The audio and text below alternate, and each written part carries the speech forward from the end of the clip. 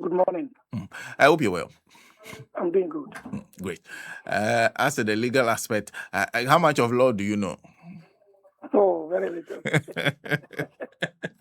I want to be sure so that I know. But the bigger issue has been, the decision has been made by the courts. What would it mean? Can we say if GN Bank is given the license today, based on the time lapse and everything, they can be able to just start work immediately? What would this decision mean, first to the financial sector, the Bank of Ghana in itself, and also to GN Bank? Good morning to you and your listeners. I believe the news was refreshing, especially to the business environment, because every investor wants to see a country where laws work. If you invest in a country where the laws doesn't work, I don't think it gives it gives incentives to business people to come and invest in such countries. So with this landmark, ruling, I think it's good for Group Indum, it's good for the banking sector, and it is good for the business environment as well. On the issue of how they can be able to restart work, I think it depends on how they approach it. Because there are certain hurdles they need to cross. They have to cross, compliance and regulatory, requirement from the Bank of Ghana. That is basic. And especially the prudential requirements, capital adequacy ratio, governance issues, and liquidity. They need to go through all these before they can be able to, operate successfully. And then they have to also recapitalize. Recapitalization is also a big issue because for now, all the money that they had in the account at the time of the closure, I don't think they will have access to it because some of them have been given to the depositors. As I speak to you, there are some depositors who are still complaining that they didn't receive their money. These are all issues GN Savings and Loan must find time and resolve. And that is one of the issues that they will be facing as they look forward to restart. And they will also have to recruit and retrain staff and then recover their assets. Asset recovery is also an issue. There are some of the assets that were given to other banks or other institutions. I think last year we saw one of them when Dr. Park was into himself went to one of his facilities and some people were occupying it. So these are some of the issues that they will have to battle before they can be able to operate successfully. And the other thing is how they can regain the confidence of the clients or the customers. Because money, people who put their money in the bank and there is an issue with it, if you want them to come back and deposit in the same bank, I don't think it will be something easy. So there has to be some kind of clear communication to all stakeholders, constant communication, so that people will begin to understand why they should go back and invest or deposit in GN Bank. And the reopening too, I don't think it can be once. Because looking at the number of branches they had at the time, they have more than, I think, 200 branches at that time. And I don't think they can be able to reopen all of them. Maybe they'll be doing it in phases and in transitions. And that would take a lot of time in order for them to stand on their ground and do the right thing. I see. Interesting. But what is the other implications for the Bank of Ghana? Because one of the things people are considering is if the Bank of Ghana really believed they did the right thing, one of the things they should be thinking about is heading towards the Supreme Court. There are those who are also of the opinion that this is a new administration. What they said whilst they were in opposition, this ruling seems to be consistent with what they said whilst they were in opposition, that they feel that this thing should be looked at and then maybe people like companies like GN Bank giving their license back to do what they were doing, which was very important to the work of the government in general. For you, what is the implication for the Bank of Ghana, and what's the best reaction for you? I think the implication for Bank of Ghana is somehow huge, because people at the time of the collapse of the bank had issues with Bank of Ghana. People thought there was some deep political interference in how Bank of Ghana conducted, the banking sector cleanup. There were banks that people think were not supposed to be part of this, the banking sector cleanup. Some of them were having all the requirements. They met all the requirements, yet Bank of Ghana went ahead, used some flimsy excuses and collapsed them. We can cite something like Heritage Bank.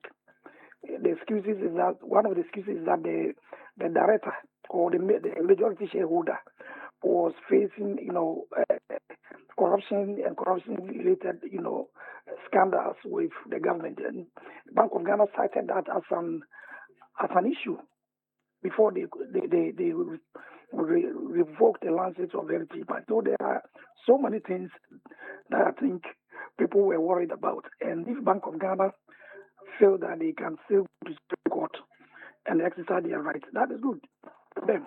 But it is not good for the business environment. Looking at the landmark ruling yesterday, there was a unanimous decision by 3 judges. And when you look at why, they even said that the revocation of the license was unfair and unreasonable. And they cited reasons for saying that. And maybe if they exercise their right to go to the Supreme Court, they can only delay, that is my opinion, the process for GN savings and loan to restart.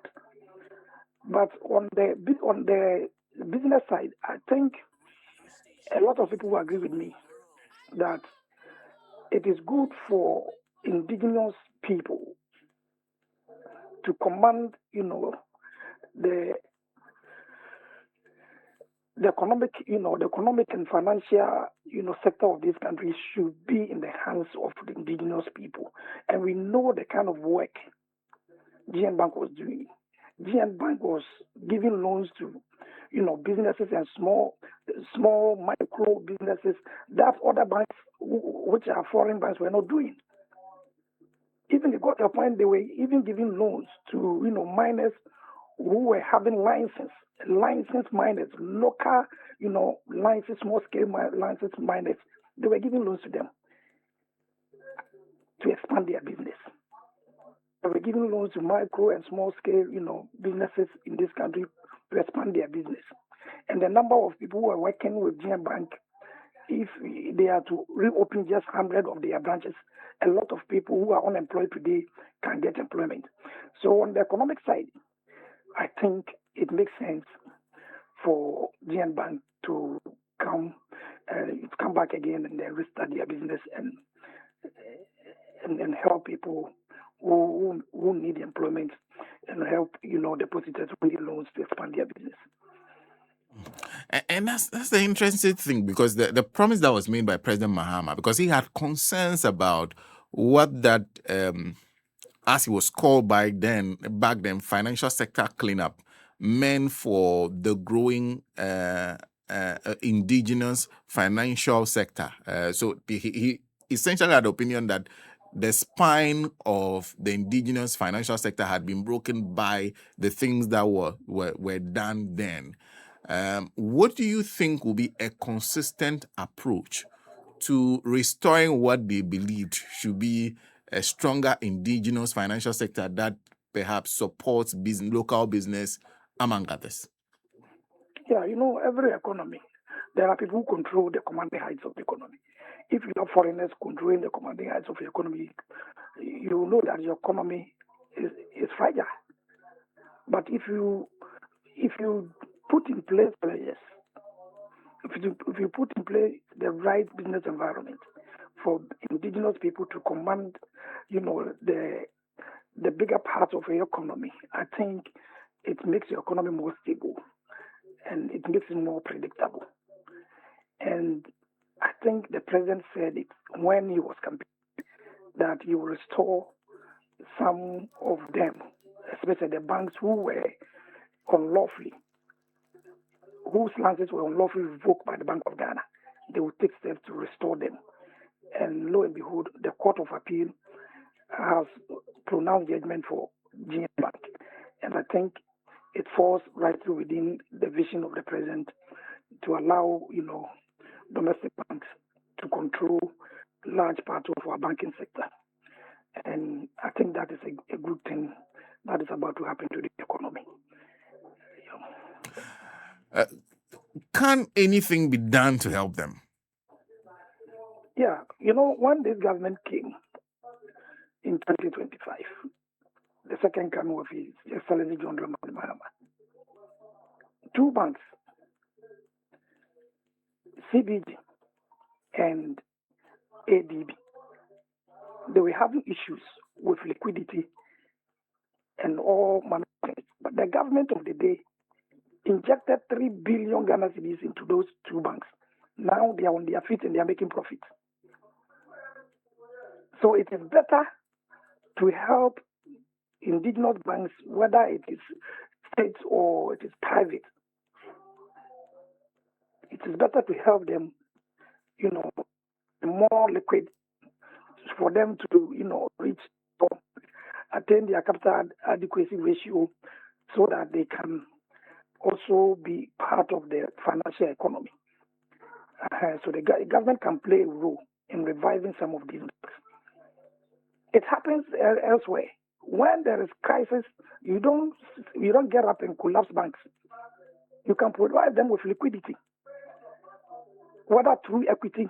Sometimes it can be an equity or it can be a loan to those institutions, so that when they are on their feet, they can pay the loan back, or the government can buy equity in those institutions, so that when there is profit, the government can also get some dividends from there. And I think any government that wants to see the financial sector growing should take interest in helping banks that have liquidity issues. And I think if this government is able to do it for other private banks, just as it was done for ADB and CBG in 2025, it will help make the financial sector more vibrant and more stronger than we see. Because the more sector or your banking sector grows, it affects your economy positively. You see, last year, the banking sector profit alone was about 15 billion. So look, if the banking sector is making a profit of 15 billion, do you know how much tax government will take from them? But if they are making losses, the government cannot take taxes from them. And anything the government can do to make the banking sector more stronger, for them to grow, make profits, so that government too can tax them and use the taxes to develop this country. And anything that will help the banking sector to stand on their feet, I think we should welcome it. Thank you. Thank you for speaking to us. You're welcome. Yeah, Sidi Ali is a chartered economist. He believes that government should go to the extent of perhaps, because most of the decisions that will be made at this time will also be political in nature. It's not just about the Bank of Ghana perhaps enforcing its decision or deciding that or acting independently, because its independent actions have implications for the wider economy. Question is, how can this government be consistent? The language, the rhetoric, and then what happens to GN Bank and the other banks? Now, for over 60 years, SIC Insurance has been Ghana's shield, built on integrity, reliability, and care. From motor to fire, accident to travel, marine, and more. Whatever you value, insure it with confidence, insure it with care, insure it with SIC Insurance. Because at the heart of every policy is a sacred promise to care, to deliver, to be there when it matters most. The number to call, 0800 100 055. Or you can talk to a broker or licensed agent today and be part of the SIC Insurance family so that they can be there for you when it matters most. Good morning to Mystic Wanda. And in some, he's even talking about Dr. Baumia saying that he's ready for power. Did I hear Dr. Baumia saying he's ready for power? after they gave pensioners a wicked haircut, after unprecedented reckless borrowing, putting Ghanaians' economy in reverse gear. This is a few of Dr. Bawumia's scorecard. His scorecard. He says Dr. Bawumia is a known talkative theoretical economist. Nothing less, nothing more. The MPP is simply suffering from leadership crisis, and the current opposition MPP is the most reckless and incompetent opposition. The irresponsible MPP communicators can continue to abuse free speech and they will be dealt with. I am happy for Papa Ndum. That's coming from Mystic Wanda Avoko. Says any attempt to vote for Bawumia and MPP means GM Bank will be closed down again. Is the Shak Dauda, MD of Prestia Sankofa, go okay. Regards to Honorable Ishak Dauda, MD of Prestia Sankofa Gold Limited. That's from Tofik in Ahafo.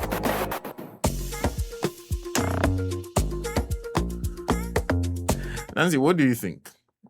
The GM Bank? Yes, on the matter of GM Bank. Oh, personally, I am happy about the victory. At least I had a bank in my hometown. Yeah. Okay. They were in. They were there. GM Bank. When we were growing up, it was the ADB. Okay. But at a point They closed up. Okay. So then, for years we didn't have a bank. You have to go to, I think Pando was the nearest bank you find. Okay. Even Amfoy at the time didn't have one. Okay. And so you have to go all the way to Pando. Okay. Then came GM Bank. Okay.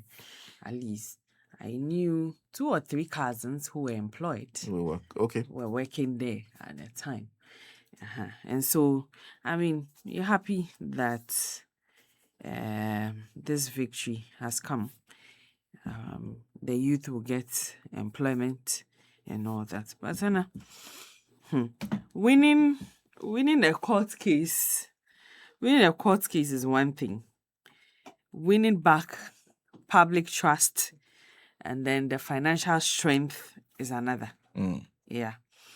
And so the bigger question for me is whether they can realistically recover their operational strength, customer base, and even financial credibility in today's banking sector. That is it for me.